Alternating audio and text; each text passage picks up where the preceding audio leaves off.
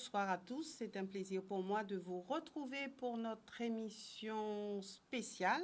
Ce soir, comme je vous l'avais annoncé hier, je reçois sur ce plateau le préfet de Guadeloupe, Alexandre Rochat. Alors avec lui, nous ferons un petit tour de l'actualité, une actualité pluvieuse, donc ça sera la première question. Monsieur le préfet, bonsoir. Bonsoir. Bonsoir à vous. Et puis, aujourd'hui, beaucoup de pluie. Alors, est-ce que vous pouvez nous faire un point sur la situation que les Guadeloupéens ont vécue aujourd'hui? Alors aujourd'hui, il y a eu effectivement énormément de pluie qui est tombée depuis ce matin, principalement dans les zones de la nord-basse-terre et dans les grands fonds sur grande terre, avec des perturbations assez importantes en matière de circulation routière, puisque les routes, et une majeure partie des routes ont été soit bouchées, soit empêchées de circuler parce qu'il y avait de l'eau dessus, soit parce qu'il y a eu des éboulements, et donc des circuits ont été mis en place avec des déviations. On a géré ça toute la journée. Il y a eu un grand travail qui a été fait par mon cabinet à la préfecture en lien avec l'ensemble des communes qui étaient concernées directement, avec des points toutes les 2 heures qui ont été faits, évidemment avec Météo France, avec les pompiers et les forces de l'ordre. À la fin, on a eu 340 pompiers et forces de l'ordre qui étaient mobilisés sur ce travail. Un grand travail aussi de route de Guadeloupe, avec lequel les informations ont été très bien partagées, qui a permis le mieux possible de gérer ces problèmes de circulation. On a eu un certain nombre de personnes qu'il a fallu secourir. Je n'ai pas le chiffre total parce que ça continue encore, mais on a eu, et ça a été montré principalement dans les médias, il y a eu quelques images assez impressionnantes de personnes qui étaient bloquées par les eaux. Mais heureusement, par le travail qui a été fait, et puis parce que les gens aussi ont bien pris conscience du danger, on n'a pas eu de blessés ou de personnes à évacuer vers les hôpitaux à ce stade. Et puis là, à l'heure où je vous parle, on est donc toujours en vigilance orange, puisque Météo France a confirmé qu'on était en vigilance orange. La pluie va continuer à tomber aujourd'hui et demain. Donc on devrait demain avoir une situation qui va continuer à être compliquée, mais dans notre difficulté, en fait, demain c'est un jour férié, donc on aura moins de personnes qui prendront la route. En revanche, moi, ce que je peux demander aux personnes qui sont maintenant rentrées chez elles, on a fait fermer les écoles de façon anticipée, par secteur, de manière à éviter que tout le monde ne se retrouve sur les routes en même temps. Donc, ce qui fait que ce soir, à l'heure où je vous parle, normalement tout le monde est rentré chez lui. Il n'y a plus de bouchons ou d'embouteillages, en tout cas, constatés sur les routes. Les routes, il y a quelques routes qui sont encore bouchées, mais on peut circuler. Et ce que je demande aux gens pour ce soir, c'est plutôt de rester chez elles quand elles sont là, et éviter demain de trop circuler parce qu'on devrait avoir à nouveau beaucoup d'eau qui va tomber, donc on va éviter de surcharger les routes. Alors, est-ce qu'on peut dire qu'on ne s'attendait pas à cette situation? Ça a été la surprise? Alors le niveau de pluie a été assez élevé. Alors on a eu une alerte de Météo France ce matin à 5 heures du matin qui nous a permis de nous préparer. Mais effectivement on a eu un Plus afflux d'eau de que pluie. prévu? Un afflux de pluie, non, pas plus que prévu, mais dans des proportions et sur une intensité de temps qui était très très forte. Donc, une gestion qui a été bien faite. Pour l'instant la gestion a été bien faite et on travaille vraiment avec les communes et leurs services.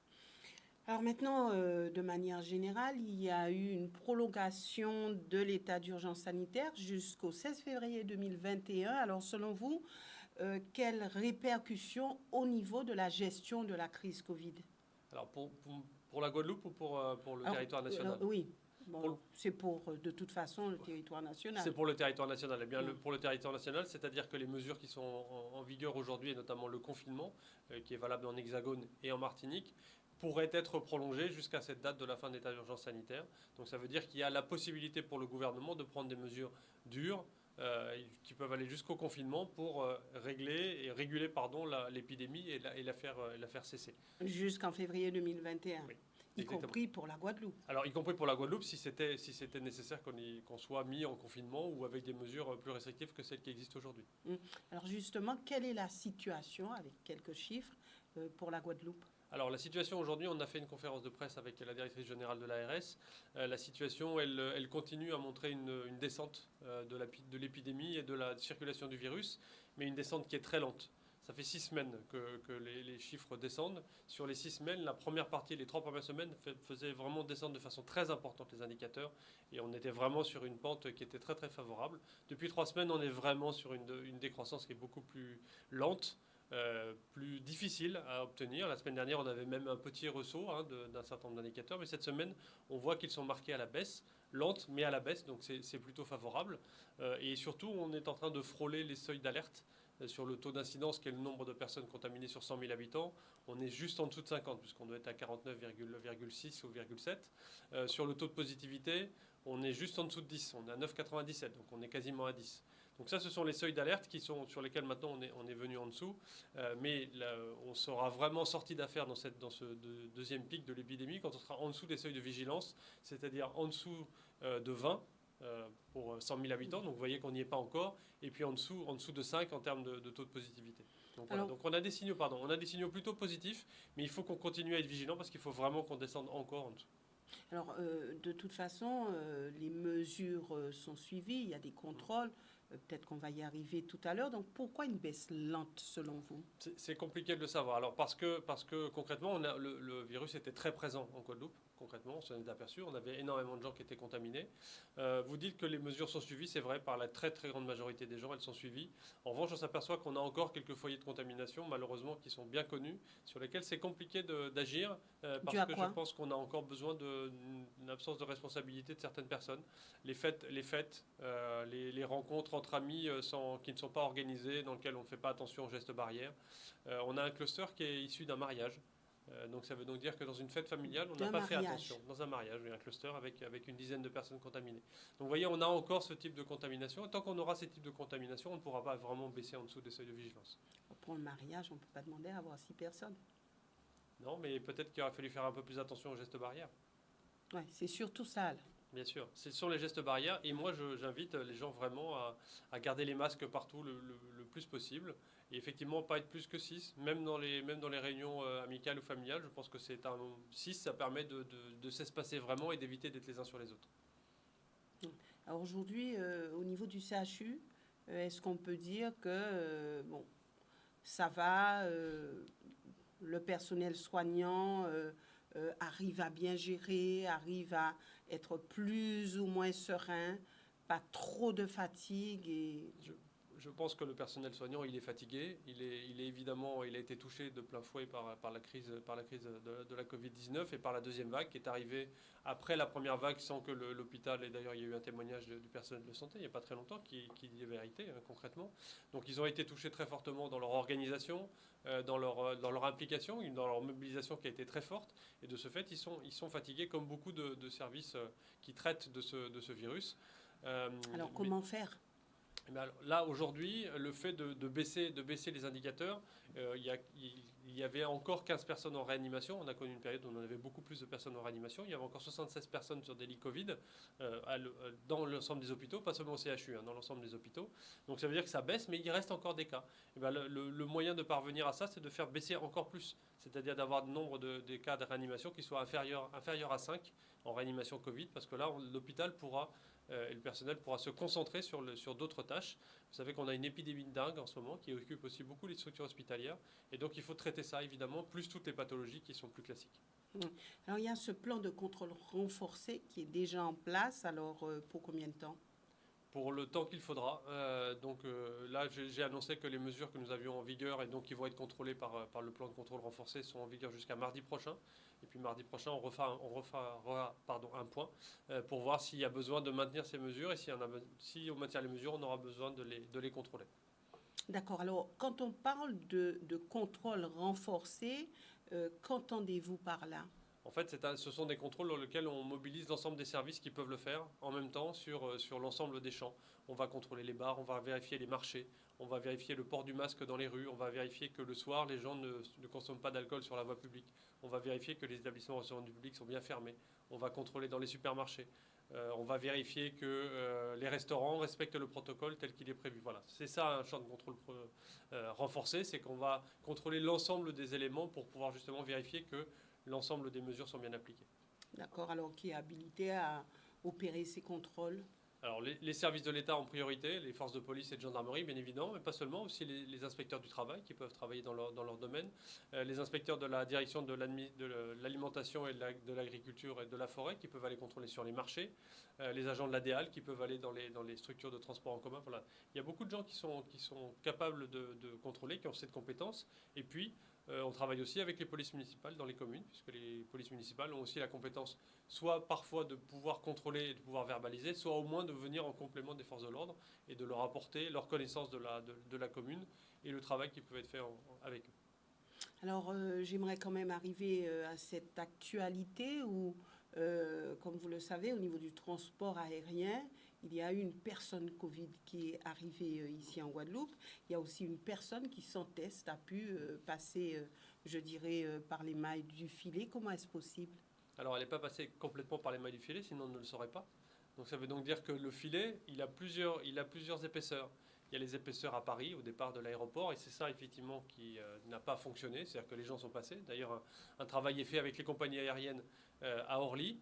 Ils ont été convoqués pour vérifier l'application des protocoles et voir comment ceci a été possible. Elles seront verbalisées s'il y a besoin. Les personnes, d'ailleurs, qui sont passées sans test ont été verbalisées également. Et puis, en revanche, il y a une dernière maille du filet, si vous me permettez, qui se passe ici à Pointe-à-Pitre, au Rézé, à l'aéroport. Et là, ça a fonctionné puisqu'on a pu trouver que la personne avait voyagé soit sans test, soit avec un test positif. Donc c'est là où on a pu la récupérer, on a pu soit la contrôler à nouveau, soit la vérifier, la mettre en isolement quand il y avait besoin. En tout cas, on l'a verbalisée et on l'a connue. Et donc de ce fait, elle n'est pas passée à travers les mailles du filet. Elle a bien été contrôlée à l'arrivée.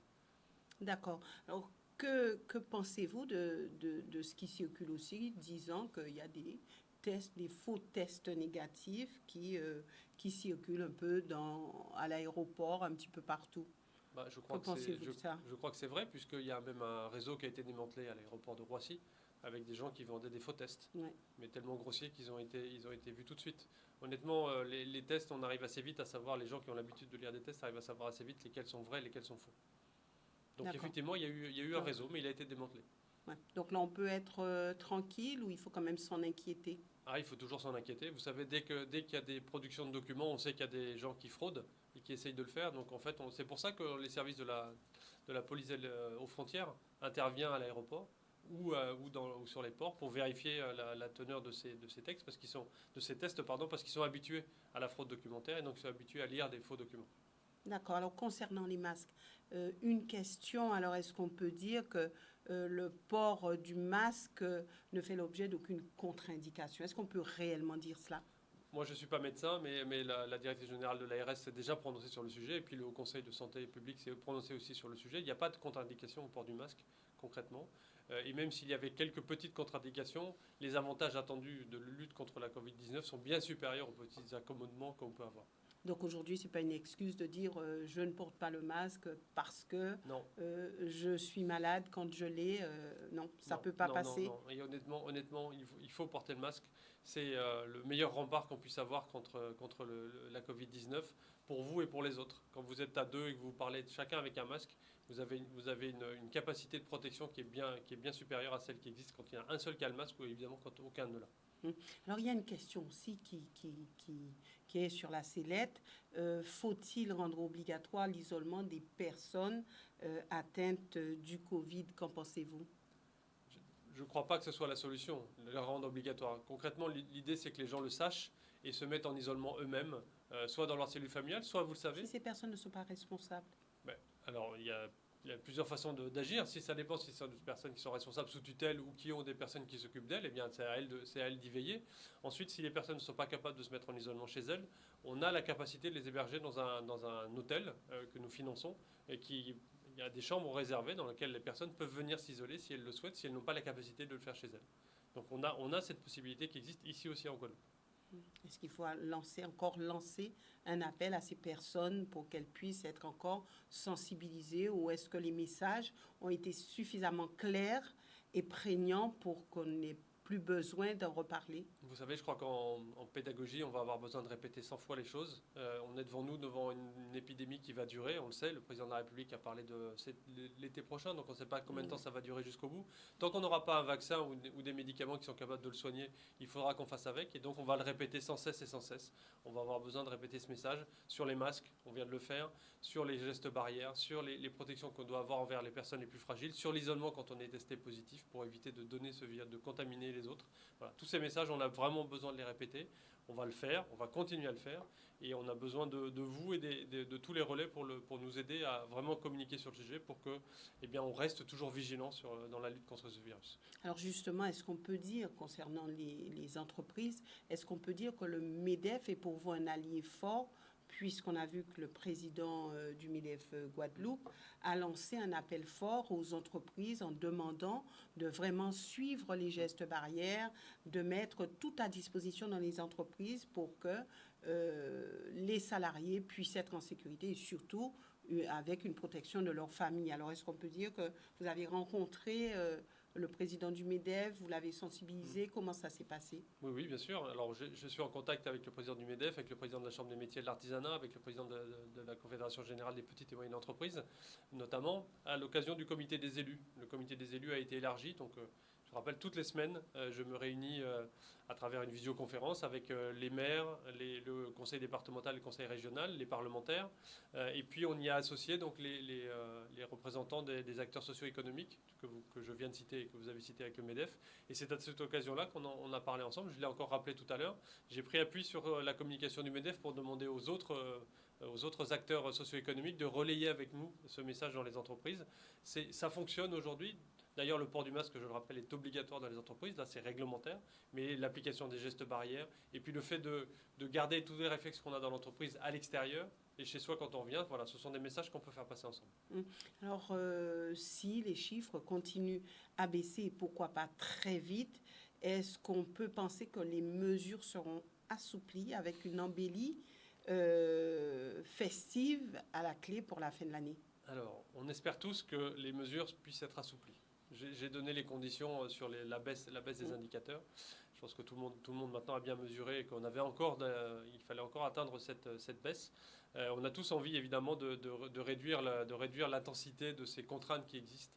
En revanche, moi j'ai un message qui est très clair, c'est-à-dire que les fêtes de fin d'année, les fêtes de Noël... Pas d'embellie festive.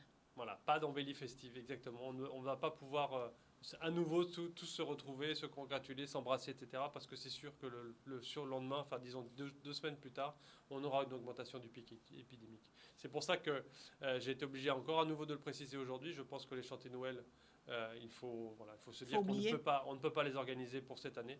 Tout à l'heure, un élu nous a expliqué que l'année 2020 était une année qui était vraiment très particulière et que ça ne serait pas l'année des chantiers Noël. Il faut mieux les faire correctement l'année prochaine quand on aura plus le temps de se concentrer. Et puis de la même façon sur le carnaval, je crois qu'il faut maintenant imaginer et se dire tous collectivement qu'on ne sera pas en mesure d'organiser le carnaval dans la situation épidémiologique que nous avons, même si les indicateurs baissent, parce que là, les déboulés, les défilés, l'organisation et la préparation du carnaval, concrètement, c'est absolument impossible de respecter les gestes barrières et de prendre de la distanciation. Donc voilà. Je recevrai bientôt les organisateurs ou les associations qui organisent les carnavals pour qu'on discute avec eux des modalités précises de cette chose. Mais voilà, je crois que dès à présent, on peut le dire. Voilà. Maintenant, sur un autre volet, et un volet très important, est-ce qu'on peut faire une projection, Monsieur le Préfet, sur le nombre de morts sur nos routes depuis le début de l'année? Parce que depuis quelque temps, on se dit qu'il y a une vraie hécatombe aujourd'hui en Guadeloupe. Alors on a cette année plus de morts sur les routes que l'an dernier. C'est assez paradoxal. Vous vous souvenez qu'on a eu une période de confinement, c'est-à-dire une période pendant laquelle les gens ont moins roulé. On a aujourd'hui des périodes où on demande de moins sortir sur les routes, etc. Et on a plus de morts. On a plus de morts cette année que l'an dernier. Et quand je dis plus de morts, c'est qu'on a une petite dizaine de plus de morts que l'an dernier. On a atteint déjà presque 40 morts. Donc vous imaginez ce que ça représente. La Guadeloupe est vraisemblablement le département dans lequel on a le plus de morts cette année, proportionnellement à la population. C'est absolument catastrophique. Alors catastrophique, et on va cheminer ensemble. Le plus de morts cette année, beaucoup de radars. Est-ce qu'on peut dire que les radars n'étaient pas la solution? Les radars sont une solution. Ils ne peuvent pas être que la solution. Parce qu'en fait, un accident mortel de la route, ou un accident grave de la route, ça a plusieurs causes. En général, plusieurs raisons, ça n'est jamais une seule raison. En revanche, à chaque fois, la vitesse est un facteur aggravant. Si vous rencontrez un scooter sur la route et vous le rencontrez à 20 km/h ou à 60 km/h, ce n'est pas la même chose. Quand vous rentrez dans une voiture dans l'autre à 20 ou 30 km/h en ville ou à 80 ou 90, c'est évidemment pas la même chose. Donc la vitesse est toujours un facteur aggravant. C'est celle qui va vous empêcher d'éviter la voiture qui vient ou pas. Donc ça, c'est indispensable. Donc c'est pour ça qu'il faut faire vraiment baisser les vitesses. Honnêtement, il suffit de rouler sur les routes de Guadeloupe. Moi, je le fais très souvent puisque je circule beaucoup. Je suis sans cesse doublé par des gens qui roulent très très très vite. Donc il faut absolument qu'on fasse baisser la vitesse. Et pour faire baisser la vitesse, il n'y a pas 50 solutions. Soit les gens respectent la vitesse, soit on vérifie qu'ils la respectent. Et donc ça, c'est les radars qui sont mis en place. Mais ça ne peut pas suffire, ça ne peut pas être la seule chose. On a lancé avec la gendarmerie et la police nationale depuis une dizaine de jours des opérations de contrôle très importantes qui nous permettent de faire un point sur la façon de se comporter de nos concitoyens sur les routes. On a trouvé un nombre de personnes qui ne portaient pas de casque de roue, des gens qui ne mettaient pas leur ceinture de sécurité dans leur voiture, qui est hallucinant, concrètement. Ce sont des éléments de base, ce sont des éléments réflexes de mettre un casque quand on est à moto ou à deux roues, ou de mettre sa ceinture de sécurité quand on roule. Il y a eu un accident sur le nord de Basse-Terre ce week-end avec une voiture, avec deux personnes qui ont été éjectées de la voiture. Si vous portez votre ceinture de sécurité, vous ne pouvez pas être éjecté de la voiture. Donc ça veut donc dire que ces personnes ne portaient pas de ceinture de sécurité. Je suis désolé, rouler à vitesse élevée sans ceinture de sécurité, c'est suicidaire. Voilà. Donc il faut absolument qu'on retrouve une capacité de responsabilisation de tous les conducteurs. Parce que concrètement, quand on a un accident de la route, et d'ailleurs on a des exemples sur les derniers accidents, la personne qui provoque l'accident parfois est gravement touchée, parfois meurt. Mais en revanche, elle est rarement toute seule. C'est-à-dire qu'elle va mettre aussi en cause quelqu'un qui est arrivé en face d'elle, quelqu'un qui roulait sur la route alors qu'elle a décidé de rentrer sur une route, alors qu'elle n'était pas prioritaire. Ou alors elle va faucher un cycliste ou un scooter, comme ça s'est vu ce week-end sur la riviera du Levant.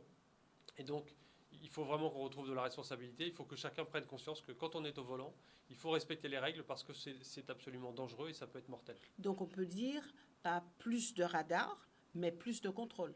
Il y aura plus de contrôle, il y aura vraisemblablement plus de radars. On n'a pas fini de déployer tous les radars qui sont prévus, mais on n'en aura pas plus que ceux qui avaient été annoncés. Et puis vous savez, c'est-à-dire 100. Non, il y en aura un peu moins de 100. Mais concrètement, ce ne sera pas 100 radars actifs, puisque ce sont des radars dans lesquels la partie active du radar peut être déplacée d'un radar à l'autre. Donc en fait, on n'aura pas une augmentation du nombre de radars par rapport à aujourd'hui qui flash. On aura simplement plus d'emplacements pour les mettre.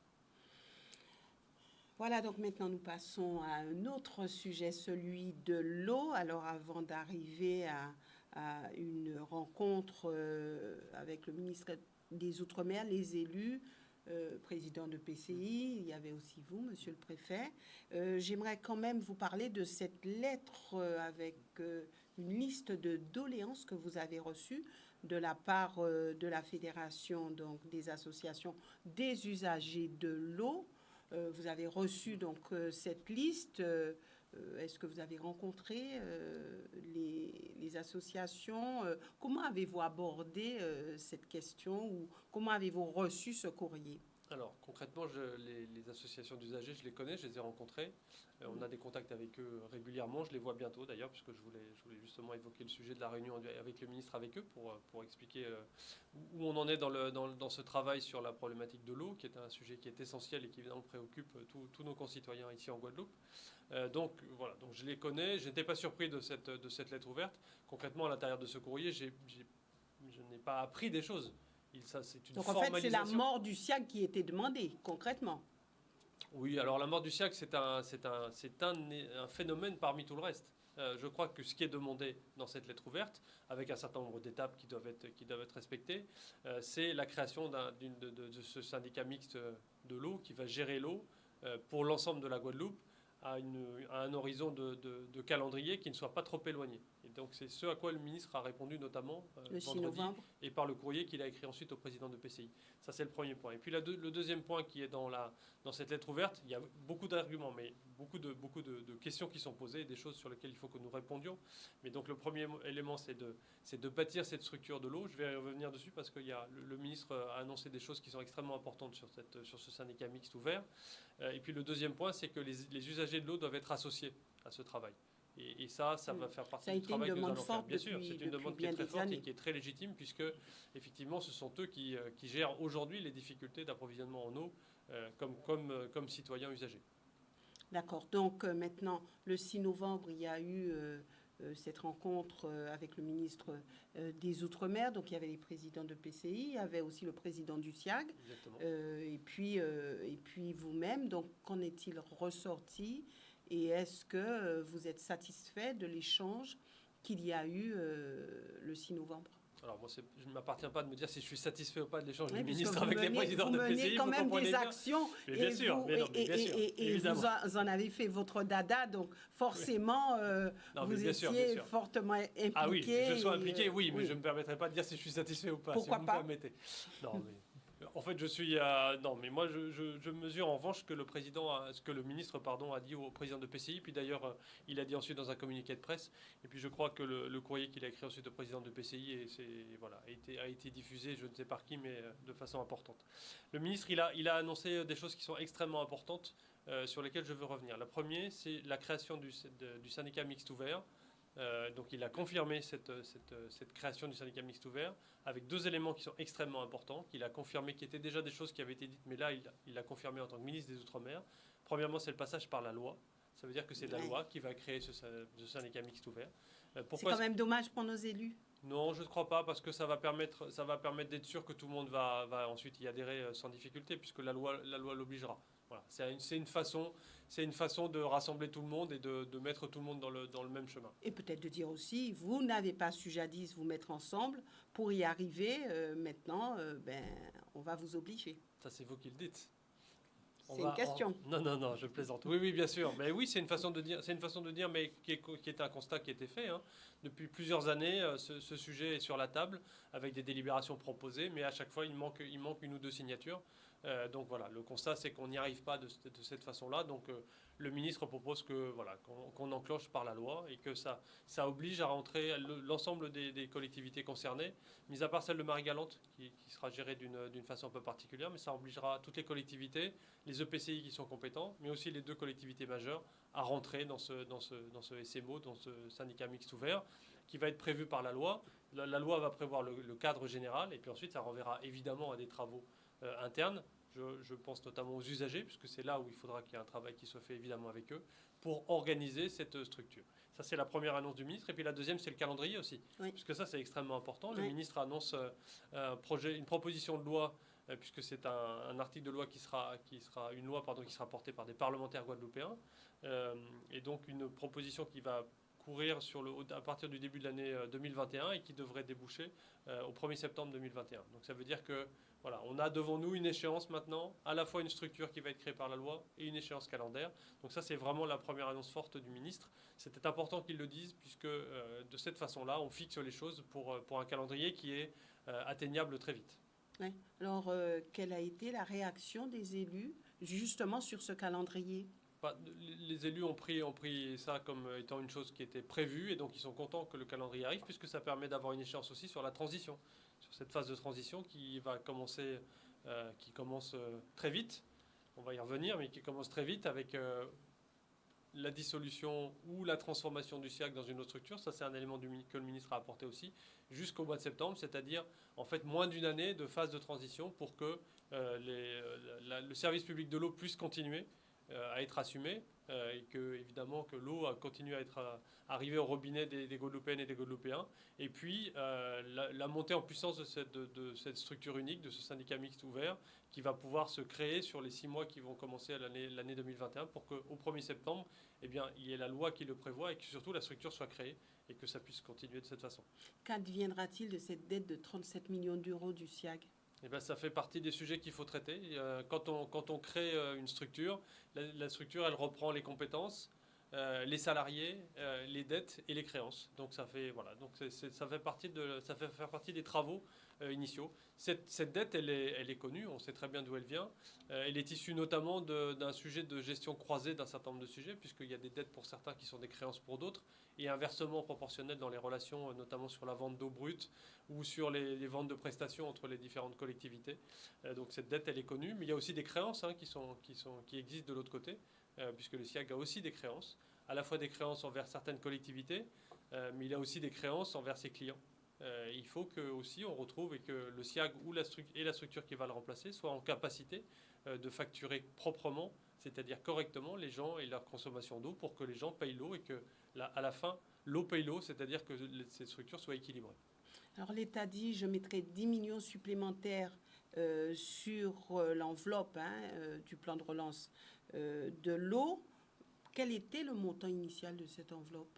En fait, l'État dit que dans l'occasion du plan de relance, il y a 10 millions d'euros qui vont être fléchés spécifiquement sur l'eau pour l'année qui vient. Donc ça veut dire c'est ça ce que le ministre dit. Après, il y a plein d'autres moyens financiers qui sont disponibles et qui viennent financer d'autres mesures, et notamment on peut penser à l'assainissement, où on a d'autres volets du plan de relance qui peuvent venir, ou d'autres fonds plus classiques qui peuvent venir. Donc là, c'est juste une annonce sur 10 millions d'euros exclusivement sur la création du syndicat mixte ouvert, qui explique d'ailleurs pourquoi est-ce que le ministre parle de ces 10 millions d'euros. Ça explique d'ailleurs pourquoi il considère que dans la phase de transition, donc entre la décision de dissolution du SIAG et la création du syndicat mixte ouvert, la solution de l'ASPL, donc la société publique locale, qui avait été mise en avant par un certain nombre de présidents de PCI, ne peut pas fonctionner. Ça ne peut pas être la solution. Le ministre l'a dit au président de PCI. Il y a plusieurs raisons pour ça. La première raison, c'est que d'un point de vue juridique et d'organisation, il n'y aura pas le temps de créer cette SPL dans le temps qui va nous séparer de la création du SMO. Donc on ne va pas créer une structure qu'on va être obligé de dissoudre pour l'intégrer ensuite dans le SMO. Ensuite, le deuxième point, c'est que cette SPL, qui est une structure de droit privé, ne pourra pas bénéficier de subventions de l'État notamment, de subventions publiques, et donc ne pourrait pas utiliser les crédits du plan de relance. C'est un peu dommage, alors qu'on met en place des crédits pour ça. Donc le ministre a bien expliqué que la SPL ne pouvait pas être la solution. Et le ministre a expliqué que... alors vous savez qu'il a donné un mois de plus de délai pour que la solution puisse être trouvée, donc ce ne sera pas au 1er décembre, mais au 1er janvier qu'il faudra que la décision soit prise. Et le ministre a fait une ouverture en dehors de ça. Il a proposé au président de PCI que s'ils étaient capables de mobiliser l'ensemble des collectivités qui sont partie prenante du futur SMO dans la gestion de la phase de transition, c'est-à-dire que l'ensemble des collectivités puissent s'engager sur des engagements financiers notamment, qui permettront de continuer à assumer le service public de l'eau, de payer les salariés du SIAG, de payer les fournisseurs de SIAG, et de travailler à un plan de départ volontaire, puisque les salariés en sont conscients. D'ailleurs, les représentants syndicaux demandent également à ce qu'un plan de départ volontaire puisse être organisé. Donc si toutes ces conditions sont réunies, le ministre verra de quelle façon la continuité de l'action du SIAG peut être envisagée. Et voilà, il y a bien tous ces éléments qui sont indispensables à mettre sur la table, notamment des engagements financiers très forts de la part des collectivités. La continuité de l'action du SIAG, vous dites. Si le SIAG est l'outil qui peut le permettre, mais là encore, je vous le dis, si le SIAG est financé correctement, s'il est capable d'assurer le service public de l'eau, si on est capable en son sein d'organiser un plan de départ volontaire, et si toutes les collectivités qui sont demain partie prenante du syndicat mixte ouvert sont partie prenante également. Donc voilà, donc ça ce sont les prérequis que le ministre a donnés en disant, eh bien, proposez-moi quelque chose avant la fin du mois de décembre, et ensuite on verra. Est-ce que dire SIAG, ça n'aura pas une connotation négative dans l'esprit des Guadeloupéens si on reconduit le SIAG, quand bien même il ne serait pas en l'état? Honnêtement, quand on regarde l'état actuel du SIAG, il ne peut pas fonctionner. Donc de cette façon-là, on ne peut pas le garder dans la phase de transition. Donc ça veut dire qu'il faut profondément le modifier, et il faut notamment lui donner des capacités financières bien supérieures à celles qui existent aujourd'hui. D'accord. Maintenant, rapidement, et c'est vrai que l'heure passe trop vite, il y a plusieurs sujets à voir, notamment cette mobilisation du personnel de l'établissement français du sang ici en Guadeloupe. Qu'en pensez-vous? Quelle réponse? Alors la réponse, malheureusement, je ne peux pas moi la donner parce que ce n'est pas une réponse locale à leur demande à leur mobilisation et leur demande de revendication, puisque c'est un sujet sur l'organisation de l'établissement public au niveau national. Donc c'est un mouvement national qui a des répercussions ici en Guadeloupe, mais la solution, elle n'est pas en Guadeloupe, la solution, elle est au niveau national de la direction. Des revendications justes? Non, vous ne vous prononcez pas là-dessus? Voilà, maintenant, des turbulences. Alors, ça sera le dernier point, malheureusement, puisque nous n'avons pas suffisamment de temps pour continuer à poursuivre sur d'autres... Je reviendrai. D'accord, sur d'autres sujets. Alors, que pensez-vous, ou comment pensez-vous gérer les turbulences actuelles de la Chambre des métiers et de l'artisanat? Comment dire? C'est un sujet qui arrive alors que je viens d'arriver, mais c'est un vieux sujet, cette gouvernance de la Chambre.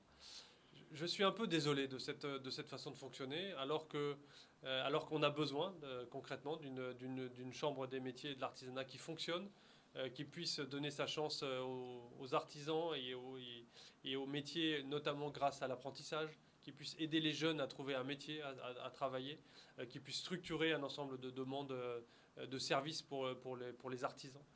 Donc je suis profondément désolé de cette façon de fonctionner. Et cette démission du bureau...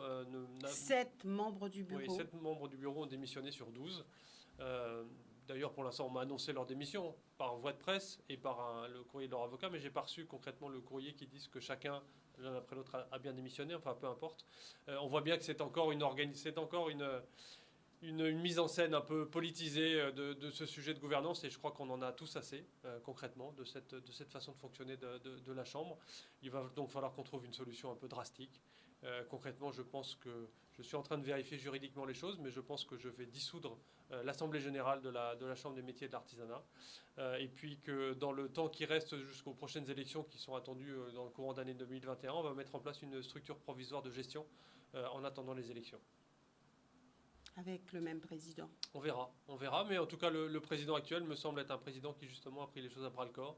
Il travaille énormément, je l'ai beaucoup vu.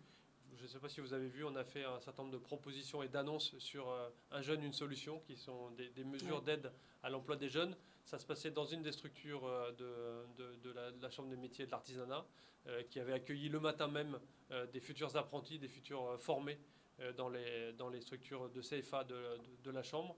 Le président Fouet est quelqu'un qui me semble être bien organisé, bien parti, avec des idées qui sont assez claires. On va voir si c'est sur lui que je repose, mais en tout cas, il est une des solutions, vraisemblablement. Alors, on se demande qu'est-ce qui se passe à la Chambre des métiers et de l'artisanat. Je suis d'accord avec vous. Moi aussi, je me le demande. Depuis quelques années, et selon vous, qu'est-ce qui coince réellement ? Quel est le nœud du problème ? Je ne sais pas. Je ne peux pas vous dire quel est le nœud du problème. Moi, je sais simplement qu'il y a un problème qui s'est politisé, dans le mauvais sens du terme. C'est-à-dire qu'il y a des factions les unes contre les autres, et personne ne veut travailler ensemble. Et c'est ça le nœud du problème. C'est qu'en fait, on est dans une structure dans laquelle les gens veulent le pouvoir pour eux-mêmes. Ils ne veulent pas construire collectivement. C'est dommage, parce qu'une chambre, l'objectif, c'est vraiment de construire collectivement. Parce qu'on a besoin de cette chambre, et que les artisans ont besoin de cette chambre pour bâtir des choses. D'accord. Et vous mettrez de l'ordre dans tout cela ? Je vais essayer de mettre de l'ordre dans tout cela. En tout cas, je vais résoudre le problème de gouvernance dans le court terme. Dans combien de temps ? Ça va se faire dans les 15 jours qui viennent, vraisemblablement. J'attends les lettres de démission pour prendre acte et pouvoir réagir dessus. Merci, Monsieur le Préfet, d'être venu sur ce plateau. Merci aussi à vous, téléspectateurs, de nous avoir suivis. Et puis, nous nous retrouvons une prochaine fois avec Monsieur le Préfet pour poursuivre sur des sujets qui vous intéressent et qui vous préoccupent.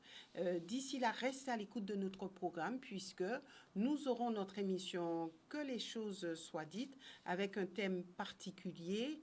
La Guadeloupe est-elle un territoire condamné à la dépendance ?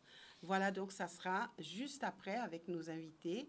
Et pour ceux qui ne peuvent aller plus en amont de ce programme, excellente soirée à vous.